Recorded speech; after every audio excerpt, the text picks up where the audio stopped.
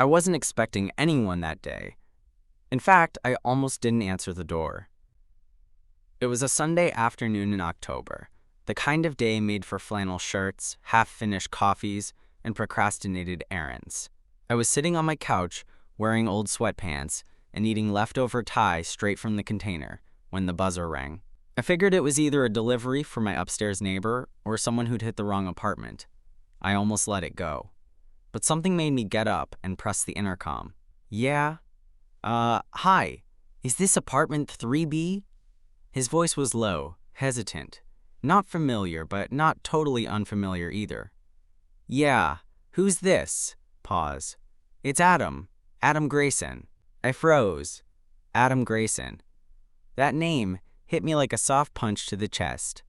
We hadn't spoken in years. Not since senior year of high school, when we were assigned to the same group project in psych class and somehow ended up spending nearly every afternoon together for a month. Study sessions that turned into late-night walks, shared playlists, too long silences in parked cars. Nothing ever happened. Not really, but it was one of those almost things, the kind that stays tucked away, folded neatly in the back of your memory like a favorite hoodie you never wore in public. Then he ghosted. Or maybe I did. I'm not sure. We graduated. Life happened. And now, he was here? I pressed the buzzer. The door downstairs clicked open. A minute later, there was a knock on mine. When I opened it, I barely recognized him at first. He looked different. Older, obviously, but not in a bad way. His jaw was sharper, his hair shorter, and his eyes. God, his eyes were still that soft, unreadable hazel that always made it hard to look away. Hey, he said, with a small, crooked smile. Hey, I echoed, still trying to figure out if I was dreaming. I know this is weird, he said, scratching the back of his neck. I didn't know where else to go. I'm in town for the weekend, staying with my cousin, but we got into this huge fight, and I just... He stopped, sighed. I remembered you lived around here, I nodded slowly. You remembered right. He shifted his weight. Can I come in? Something in me hesitated. Not because I didn't want him here, but because I did, and I didn't know what that meant yet. Yeah, I said finally, stepping aside. Come in. He walked past me, taking in the apartment like it was a museum exhibit. Same old IKEA furniture, a shelf full of cookbooks I barely used, and the faint smell of lemongrass from the takeout box on the coffee table. It's nice, he said, his hands shoved deep in the pockets of his hoodie. It looks like you. I wasn't sure what that meant, but I didn't ask. You want water or something? He shook his head. I'm good, He trailed off, eyes landing on the couch. Can I sit? Yeah, sure. I sat too, but on the opposite side, keeping a safe distance. The kind you keep when you're not sure if something's real or just a really vivid memory. He didn't say anything for a moment, just looked down at his hands. I'm sorry for showing up like this, he said finally. I didn't know what else to do. It's okay, I said, really. Another pause. I saw your name on LinkedIn a few months ago, he said, glancing over. I almost messaged you. What stopped you? He smiled. Just barely. Cowardice. I huffed out a breath. That wasn't quite a laugh. Well, you're here now, he nodded. And then, without looking at me, he said, do you ever think about that week? It took me a second to realize what he meant. Psych class? I asked. He nodded. I did think about it, more than I cared to admit. Yeah, I said quietly. Sometimes. He leaned back against the couch, his posture more relaxed now, but his expression still distant. I do too. More than sometimes. I didn't know what to say to that, so I didn't say anything. He turned to me then, his eyes searching. I should have said something back then, he said. What would you have said? That I liked you, he said, no hesitation this time. That I was scared. That I didn't know what to do with those feelings, so I just didn't do anything. My mouth went dry. He looked at me like he was bracing for rejection, for me to laugh or yell or tell him to leave. But I didn't do any of that. Instead, I asked, what about now? He blinked. Now?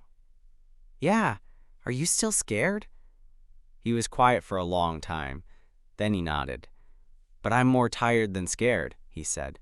Tired of wondering what if. Tired of carrying something I never got to say out loud. My heart was beating way too fast.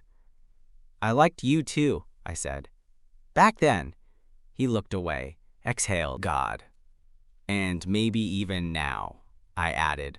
He looked back, and there it was, the look I remembered, the one he used to give me when he thought I wasn't paying attention, the one I told myself I'd made up.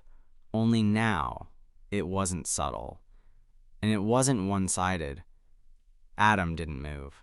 He just sat there, eyes locked on mine, like he wasn't sure if I was messing with him or testing him, or maybe just waiting for me to say more. But I didn't, because there was something about that silence, thick, loaded, strangely safe, that made me want to stay in it a little longer. Eventually, he looked away, smiled to himself. So, we're both idiots, he said softly. Pretty much. I agreed. He leaned back against the couch, letting his head rest on the cushion. What the hell were we so scared of? I shrugged. Each other, maybe, or just everything that would have changed. Yeah, he said, closing his eyes. I thought about texting you so many times. I looked at him. Why didn't you? He kept his eyes closed. I figured you forgot about me. Or worse, hated me for disappearing. I didn't forget, I said. That made him open his eyes. I was mad for a while, I admitted, but I never forgot. He nodded, like that was fair. Then he shifted slightly, bringing one leg up onto the couch, facing me more directly. Do you remember that day we drove out to the reservoir? Yeah, I said, surprised he brought that up. You said you wanted to get out of the city for a few hours. We skipped class and ate gas station snacks on the hood of your car. You fell asleep in the passenger seat, he said, smiling a little. Your mouth was open, I groaned.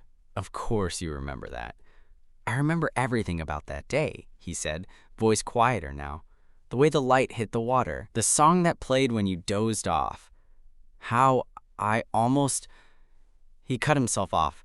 I leaned in slightly. Almost what? He hesitated. Almost kissed you. The room suddenly felt warmer, smaller, like it had shrunk down to just the space between us. Why didn't you? I asked. He looked at me, and for the first time that afternoon, there was nothing guarded in his face. Because I knew I wouldn't want to stop. The way he said it, low, steady, a little sad, landed somewhere deep in my chest. I didn't know what to say to that. Not yet. So I stood up. I'll make tea, I said, needing something to do with my hands. Still into green jasmine? He blinked, clearly caught off guard.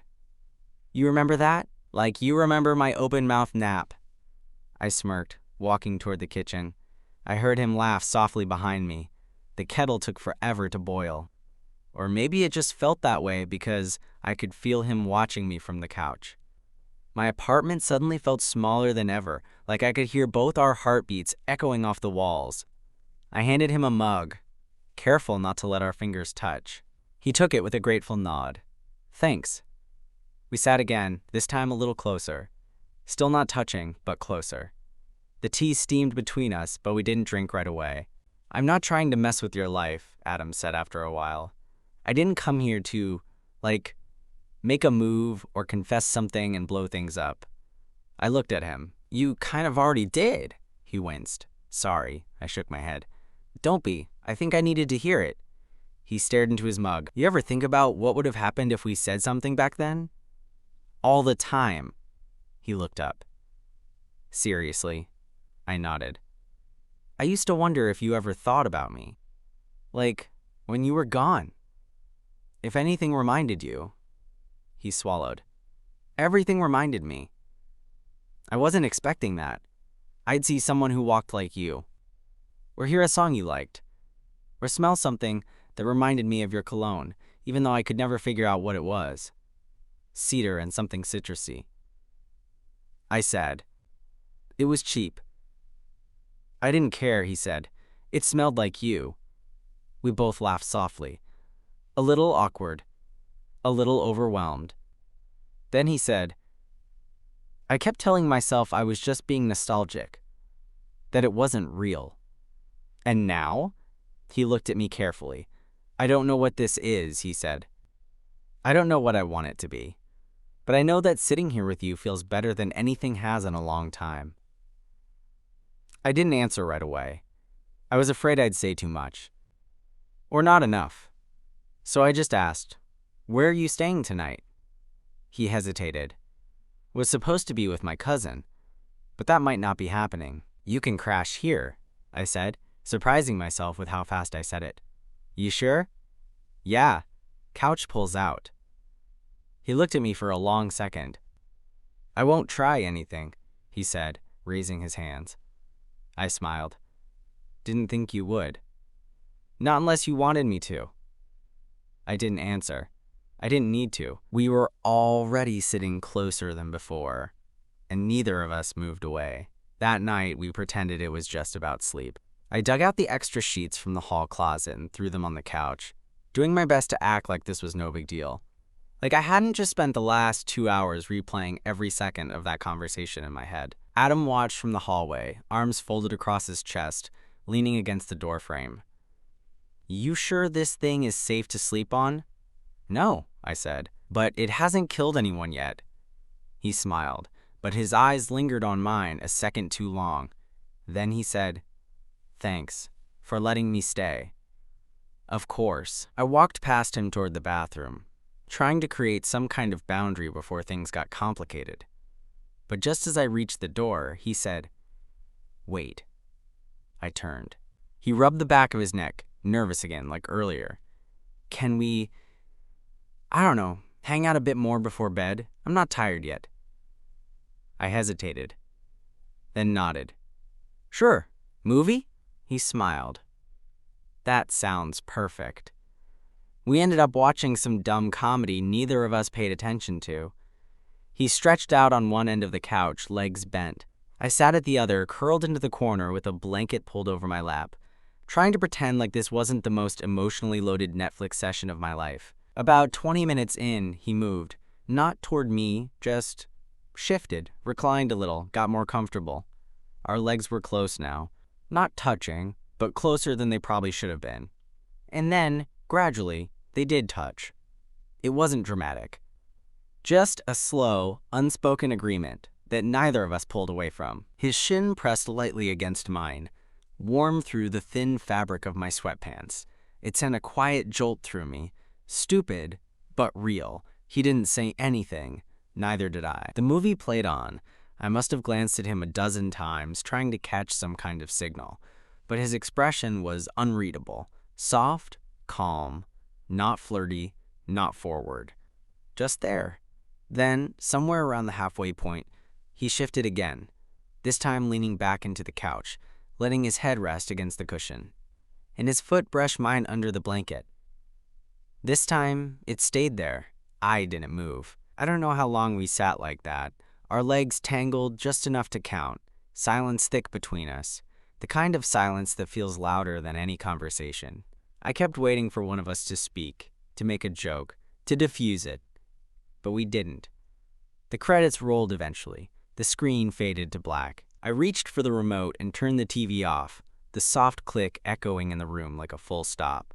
The only light now was from the street lamp outside, filtering through the blinds in thin gold lines. Adam turned his head toward me. You okay? Yeah, I said. Are you? He nodded slowly. And then, in a voice just above a whisper, he asked, Do you ever think maybe we waited too long? I didn't know how to answer that.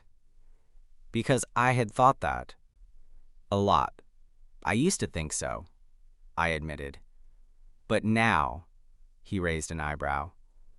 Now I think maybe this is the only way it could have happened. He didn't say anything. Just stared at me like he was trying to read something under my skin. Then, softly, carefully, he pulled his legs back, sat up slightly and said, Come here. I didn't move at first. He reached out, hand palm up between us on the couch, not touching me, just waiting. So I moved. I shifted slowly toward him until my thigh was pressed against his. I placed my hand in his, feeling the weight of it, the warmth. It wasn't romantic, Not overtly, but it felt like something. His fingers curled around mine. "This okay?" he asked. "Yeah," I said. "It's okay." We sat like that for a long time. Nothing more. Nothing less. Just his hand in mine, the couch creaking beneath us, and the soft hum of the city outside the window. Eventually, he let go. Not abruptly, just gently, like he didn't want to, but knew he should. "I should get some sleep," he said quietly. I nodded, even though I didn't want him to go. He stood, stretched, pulled off his hoodie to reveal a plain white t-shirt underneath. I tried not to stare at the way it clung to his back as he bent over to fix the sheets. "Thanks again," he said, not looking up. "Anytime." He sat down on the pullout, pulled the blanket over himself. I stood there awkwardly for a second, not sure what to do. Then he looked up at me. "Can you just stay for a minute?" That pause in his voice, the way he said it like he was asking for more than just company, undid something in me. I stepped closer, sat down beside him, the mattress sagging under both our weight. We didn't say anything, just stared forward, not even looking at each other. Then, without asking, he leaned his head on my shoulder, and I let him. My body went still at first, every muscle hyper-aware, but after a moment, I relaxed, let myself lean back against him. "This okay?" he asked again, voice muffled now. "Yeah," I said. "Still okay." We stayed like that for a while, until I felt his breathing slow. Until his weight got heavier against me, he'd fallen asleep. And I didn't want to move. Because in that moment, something felt right in a way I hadn't let myself feel in a long time. I didn't know what would happen tomorrow. But right then, right there, I didn't care. I woke up to the sound of birds. Not city birds, the kind that squawk and fight over trash, but the softer kind. The kind that make you feel like maybe the world isn't falling apart just yet. The apartment was quiet. I was still on the couch, one leg tucked under me, the other stretched out. My neck ached from sleeping at a weird angle, but I didn't care. Adam was still beside me. He hadn't moved much during the night. At some point, he must have slid down a little because now his head was resting against my chest, one arm draped loosely across my stomach. He was breathing slow, lips slightly parted, completely knocked out. And God, he looked peaceful. That kind of peace you don't usually get to see on someone, unless they trust you, even just a little. I didn't move. I didn't want to wake him. Instead, I just stared at the ceiling and tried to make sense of what was happening. Because part of me was terrified, and another part, the louder part, was calm. Like something I didn't even know I'd been waiting for had finally started falling into place.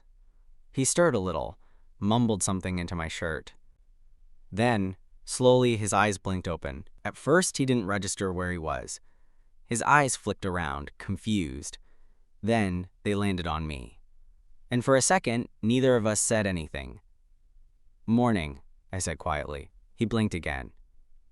"Shit, did I fall asleep on you?" "Pretty hard, yeah." "Sorry," he said, sitting up quickly, rubbing at his face. "I didn't mean to." "You're fine," I said, cutting him off. "Seriously." He looked at me, like really looked, and I could see it all in his face.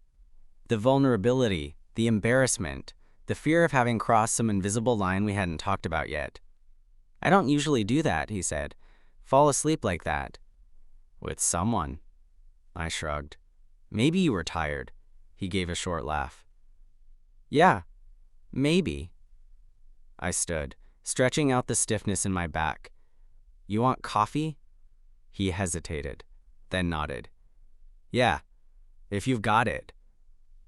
I busied myself in the kitchen, grateful for the excuse to look anywhere but at him. I could feel the shift in the air, the weight of morning reality pressing in after a night of softness and silence. He sat at the edge of the pullout, now half folded, blanket around his shoulders like a cape. His hair was sticking up in a dozen directions, his eyes still a little glassy from sleep. He looked like a version of himself I'd never seen before. And maybe that was the problem. Because I liked it too much. I handed him a mug. Our fingers touched for half a second, too brief, too electric. "Thanks," he said, holding the cup with both hands like it was a lifeline. We sat at the kitchen island, drinking quietly. No small talk, no weather jokes, just sips in silence. "I should head back soon," he said after a while. "I should probably figure things out with my cousin." I nodded, but I didn't want him to go. He must have seen that on my face, because he added, "I mean, I don't have to go right now." I looked at him. "You don't." Another pause. Then, "Last night wasn't weird, right?" "No," I said immediately. "Not weird." He looked relieved. "Good, because I keep replaying it in my head and wondering if I crossed a line." "You didn't." He looked at me carefully.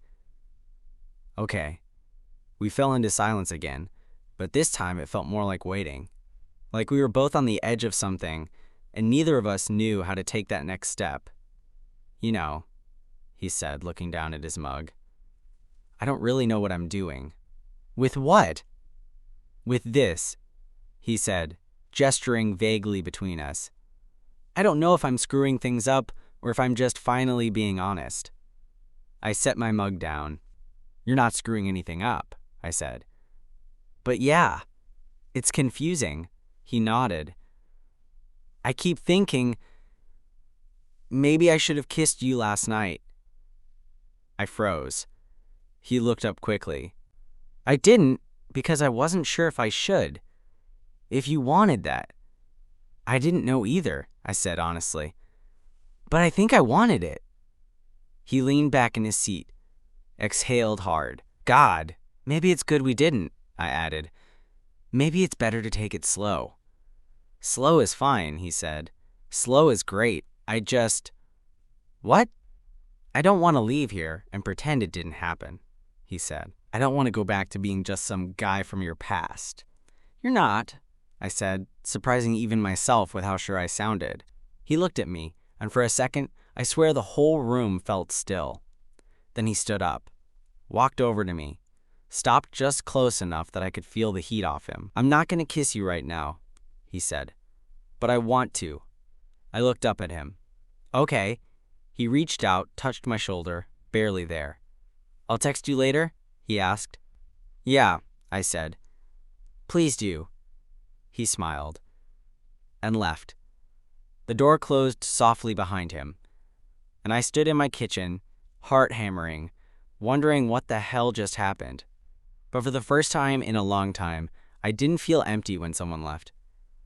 I felt like something had started, and I wanted to see where it went. Adam didn't text that day, or the next, and I told myself it was fine. He'd probably gone back to his cousin's place. Got caught up. Maybe they patched things up. Maybe he got overwhelmed. People get overwhelmed, especially when they're trying to figure out if a 10-year-old connection still means anything. But by the third day, I had officially moved from patiently chill to staring at my phone like it owed me rent. Every buzz that wasn't him felt like a gut punch. Then, that night, just as I was brushing my teeth, shirt off, standing in the weird fluorescent glow of my bathroom, my phone buzzed. "Adam, can I come over?" No punctuation, no context, just that. I didn't hesitate. Me, "Yeah, of course."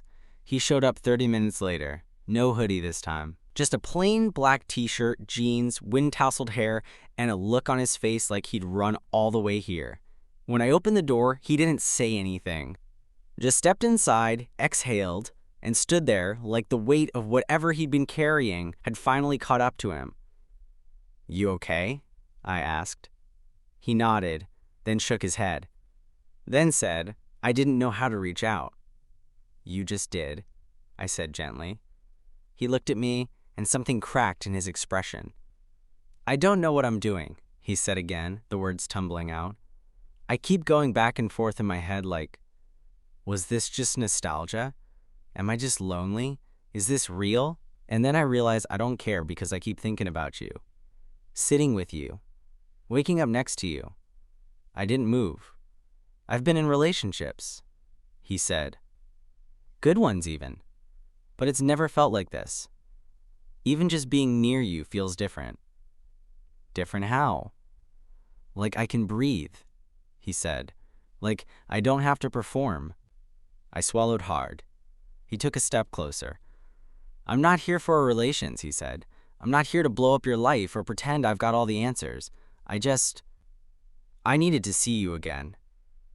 I looked at him, at the space between us, at everything he was saying and everything he wasn't. Okay, I said softly. You're here. He nodded. Yeah. We stood in silence for a beat, just breathing in the same space. Then I turned and walked toward the kitchen. You want tea or something? I asked over my shoulder, trying to stay grounded. Actually, he said behind me, voice quieter now, can I just stay tonight? I turned to face him. He wasn't looking for a way in. He was asking for permission to just exist, to be. Yeah, I said, you can. He exhaled slowly, his shoulders sinking with relief. I handed him a glass of water, our fingers grazing like they had that night on the couch, only this time I didn't pull away. And neither did he. We didn't talk much after that. It felt like the talking had already been done. He followed me to the bedroom this time, not the couch. He didn't ask. I didn't offer. It just happened.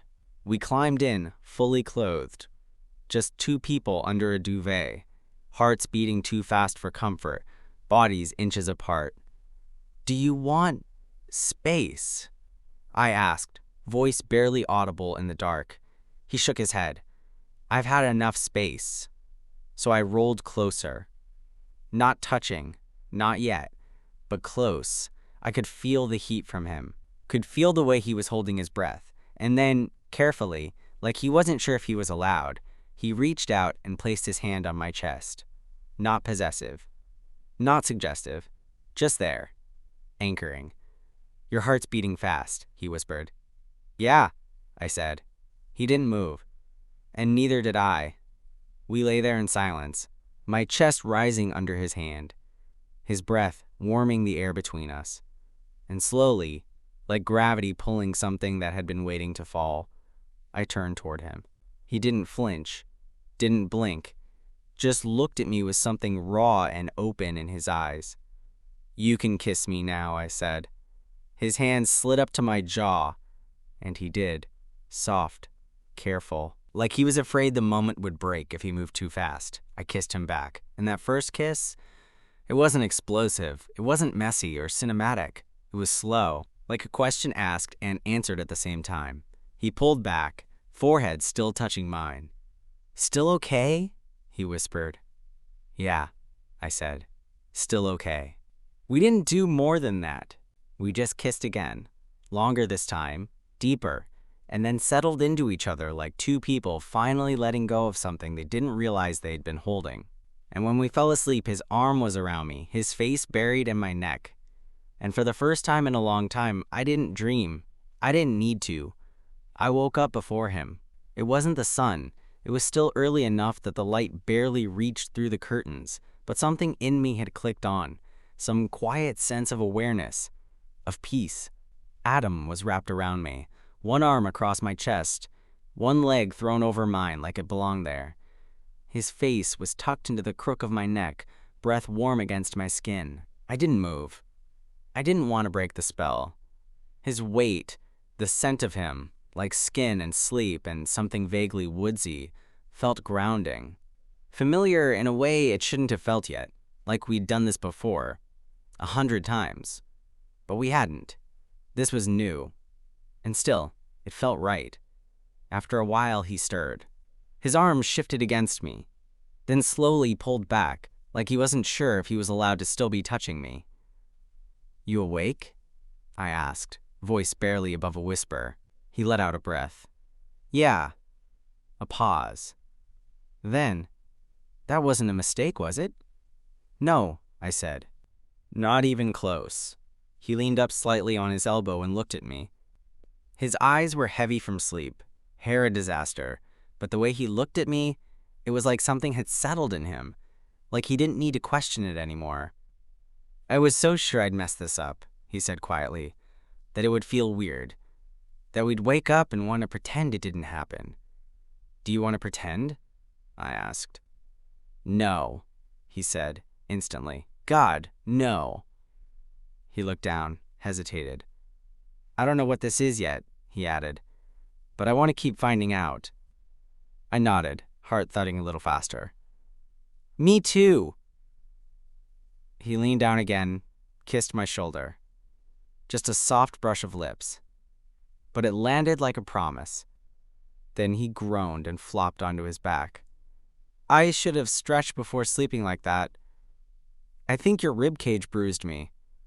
I laughed. You're the one who latched on like a koala, he smirked. Didn't hear you complaining.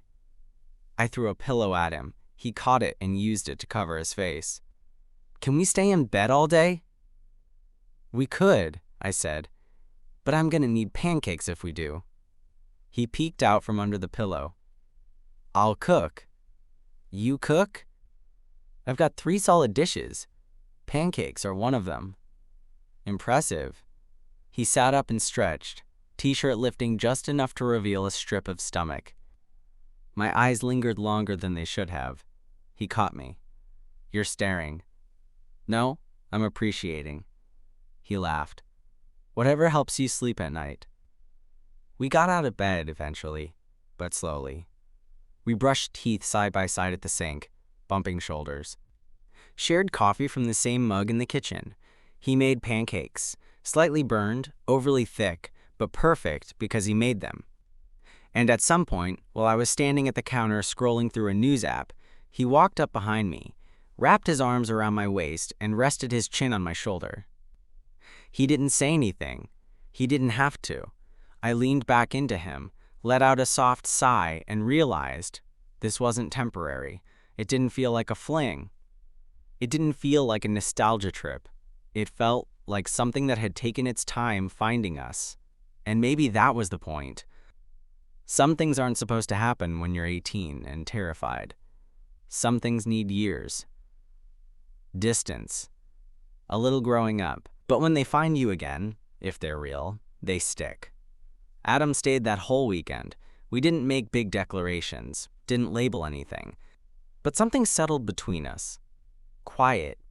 Steady. And when Sunday night rolled around and he stood by the door, bag slung over one shoulder, he looked at me like he didn't want to go. You'll come back? I asked. He smiled. I'll come back, he said, and he did, again and again, until eventually he didn't leave at all.